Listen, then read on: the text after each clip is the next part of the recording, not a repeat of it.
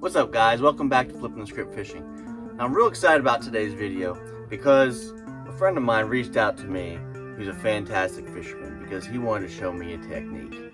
Many of y'all know who he is already.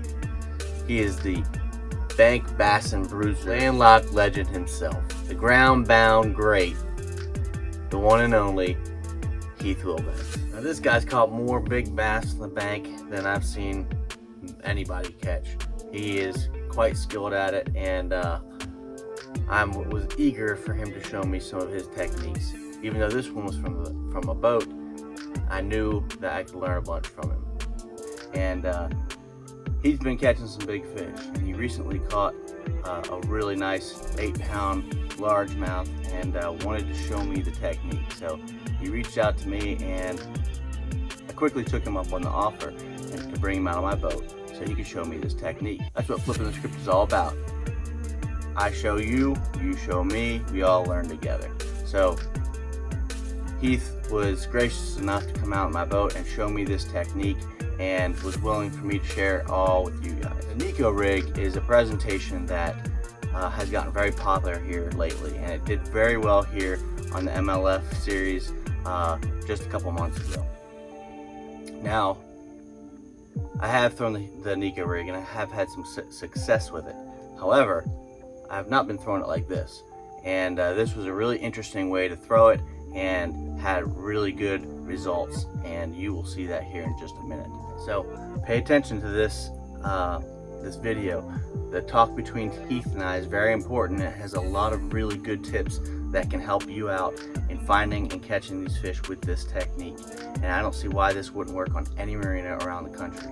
So try this out, pay attention, and enjoy the video and enjoy the fish catches, guys.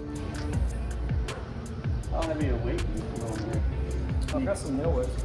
I got another weight in this one. Just one nail weight. Yeah. There you go. I got one down here. This is what I've been using, these 3 30-second ounce. Yeah.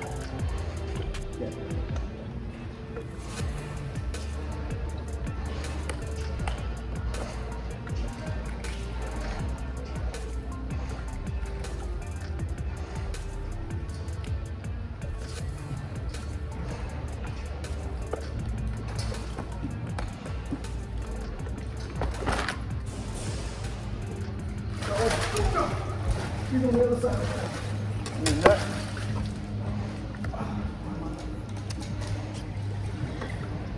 Oh, he fell off. God. I was on the other side of the mountain. That was a good fish. Get it right to the surface. Well, that's a good sign. Yeah, just straight down next to this.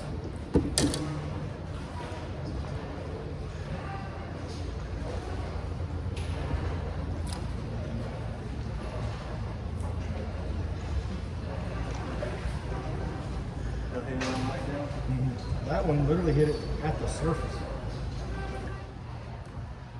Most of the fish you catch, are they under this area, or do you catch them all through here? Generally, they're going to be in the corners, but we have caught some on the very ends. But for the most part, they're either going to be on the vertical structure here, or those little beams that go across them. They're going to be on some kind of structure. Yeah.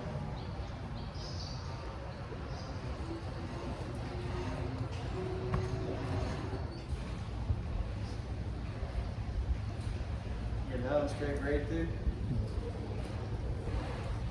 It's 15 pound. It doesn't seem to. With all these metal poles and everything. Oh, God! It just broke off. No. You got more? Stick the worm right? Yeah, no problem.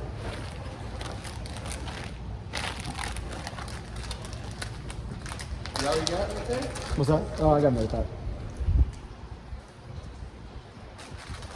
I thought that was I thought you had the one color. Purple. I switched to this. That other one was beat up. So this is the one that I've been catching them on. I got them from Jack's Bait and Tackle. Another great thing about this technique is that you're getting in the shade and out of the sun. With that summertime heat, it can be oppressive, and this is a good break from it. You let it go all the way, Bob? Yeah. You did? Mm-hmm.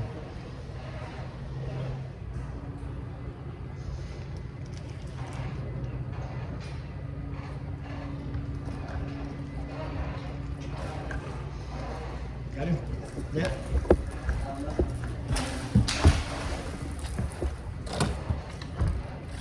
There we go.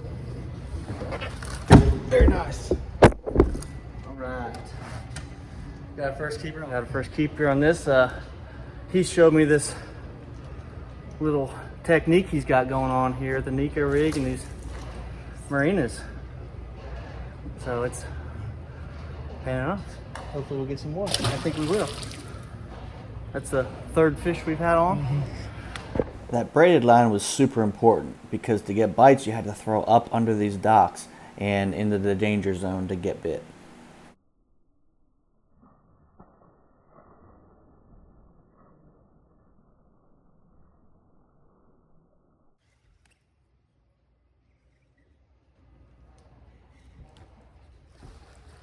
There we go. Very nice. Got it?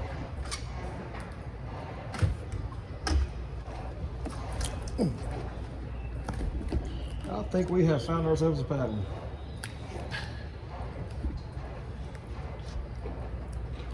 It's pegged too. That's nice. Healthy fish. Yeah. Show the camera. Very nice. Healthy marina fish. Neko Rig. You can catch them on the boats too. Got him. There we go. This guy. Oh, he took my worm. You little stinker. That's the thing about this technique. When you lose a worm, you lose the O-ring, you lose the nail Well, weight. I still got the O-ring. I need to put a bigger or a smaller O-ring on. Yeah, I've got what I've found to be the smallest ones, or the smallest ones I can find, and they're still just a little bit loose. Like I've been thinking, actually put a drop of super glue. Yeah. Oh, remember. All right, guys. Because if the O-ring stays, then the worm's not going to come off for the most part. Well, it's a giant, isn't it? Look at this. Here. Yeah, I best say hold it closer. Long arm. Your long arm. You gotta hide your fingers behind it. Put it up like this. Here's some little O-rings. They'll Oh yeah, that'll work. I have a yeah, I got a tool as well. That should be pretty tight there. This is perfect. You can go to Home Depot or Lowe's and buy all kinds of sizes, much cheaper. Really? Yeah. Rather than I didn't going, even think about that. yeah, rather than going to, you know, buying the wacky rig things, they're gonna Right. charge you triple. I didn't even think about an O-ring that's not for fishing. It would work just as fine. Yep. And heck, if you wanted to, you could get one big enough for a swim bait. Mm-hmm. I love learning new techniques, man. Me too, absolutely. Like that's really I wanted to start this thing and teach as much whatever I can, and then and also open it up where people can come out with me, teach me stuff, you know. Absolutely. And In something, a video like this, where nobody else is doing this. Yeah. Yep. And it just makes it so much more fun. That's why I named it Flip the Script, because I want to change that. I want people to be able to tune in to my channel and they're going to get straight up. This is what it is. This is how I'm catching them. You can try it. You know, I'm not going to hold back. Yeah, I mean, and that's what I want to change. You know, it's fish move, they migrate. You know. People get so stupid.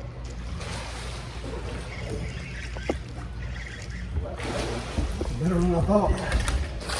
Oh, that's a good fish. There we go. Yes. Nice. That's what I'm talking about. I thought it was a small I did one. too. Wow. Yes. That's what I'm talking about. And nobody's doing it. Right. You know, I don't care. Like, Well, the thing is, there's like you said, it would work on any marina. and this is something that people would benefit from. Double hooked. Pegged in the top. Nice. That is Neko Rig marinas. That's a healthy one. Yeah. So strong. 21. Solid fish. 21 inch. Nice. Yeah, I'm lucky that it came up because it was over all that Yeah. stuff. I thought it was like a I pound and a half or something. I really did. I thought it looked like a little one. And then when it got close, I was like, wait, it's growing. like a medium heavy kind of rod, and he gets bite, sets the hook. Well, oh, there's one. There's another. Hey, come out.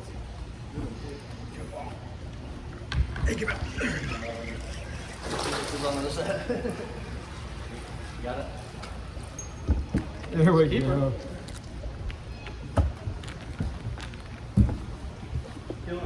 Neko Rig strikes again. Man, and when like they are just pegged. Yeah, look good. Nice quality.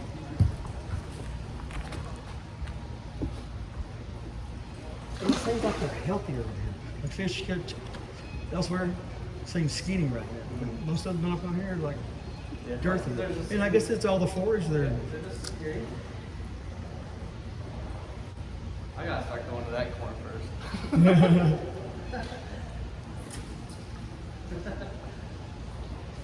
And it seems like you have to be on the other side of the pole. You have to be in the danger zone in order to get bit.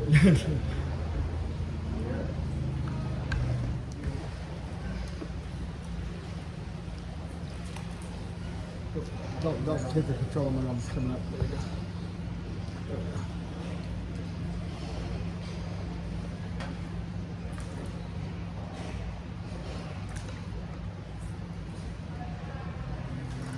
Keep going. There we go. You probably had that after we digest.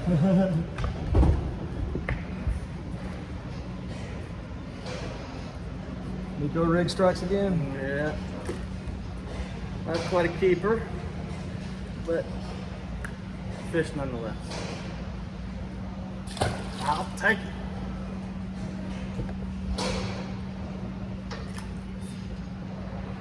Yeah, this little O-ring works better on it. Oh yeah.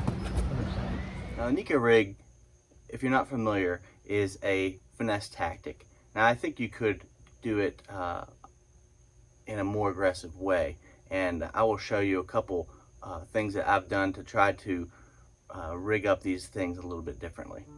I was able to use my drop shot rig for this technique. Now, y'all, if you've seen that drop shot video, you'll recognize this rod and reel setup. This is just a 6.5 foot medium heavy Daiwa. Probably throw a medium action as well.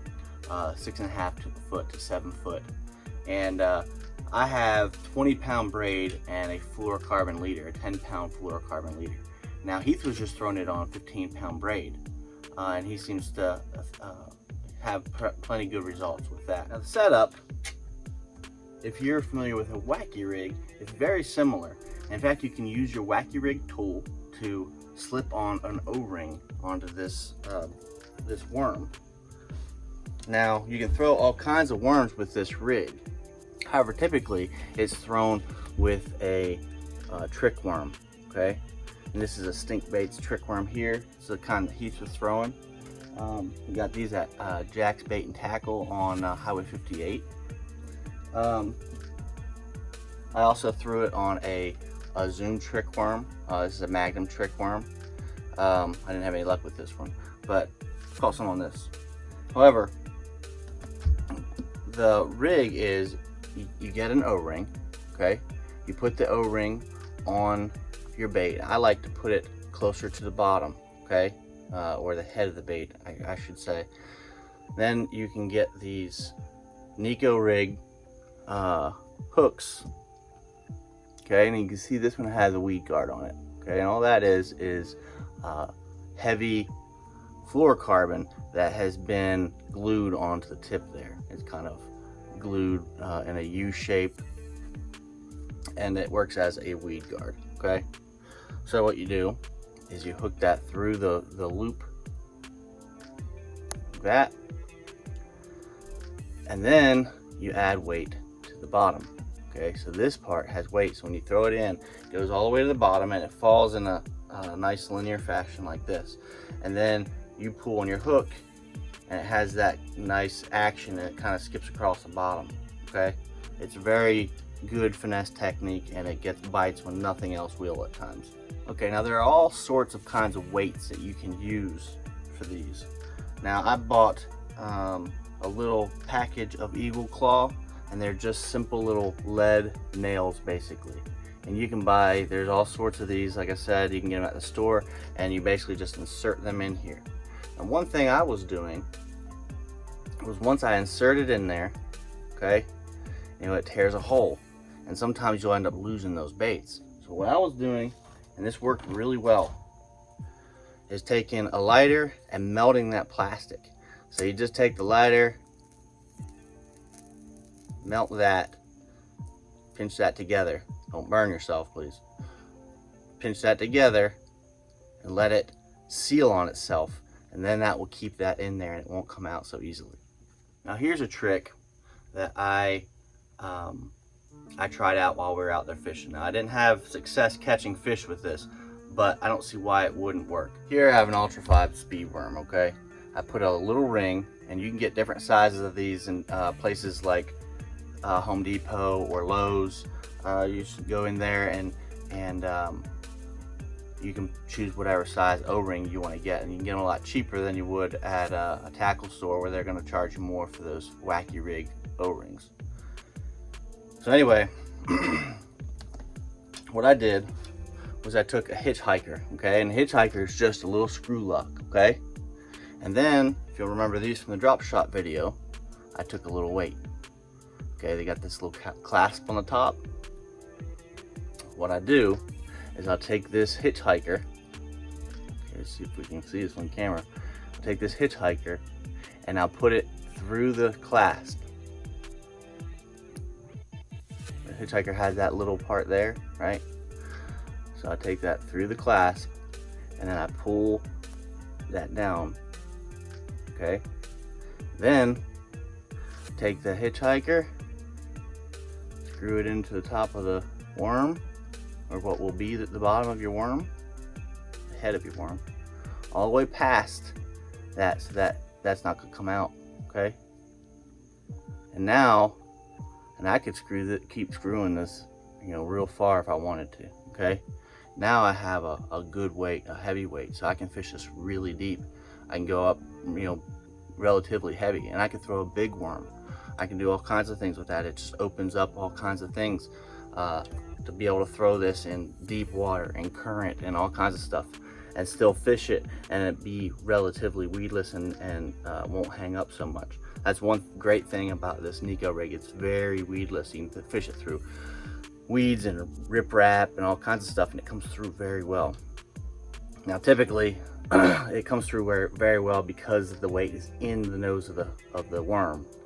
So I don't know if this is going to get hung up from time to time. I'm assuming it probably will, but I bet it still comes through relatively well because you're pulling it here and it just comes out like that. So I don't know, something I'm going to have to practice around with, and I can see all kinds of things opening up, you know, for a very interesting bite, and definitely a different presentation. And when you have finicky bass like you do on pressure lakes, this could be a game changer. All right, guys. Well, I hope you can benefit from this information. There's quite a bit in there. I hope it's useful out there on the water for you and helps you catch some big fish. If you've used a similar technique, put a comment down below. I'd love to hear anything you might have to say, any questions you might have. If you haven't pushed like or subscribe to these videos or to the channel, please do so. It really helps me out. If you think this information is useful at all, it might be able to help you, hit that subscribe button, guys.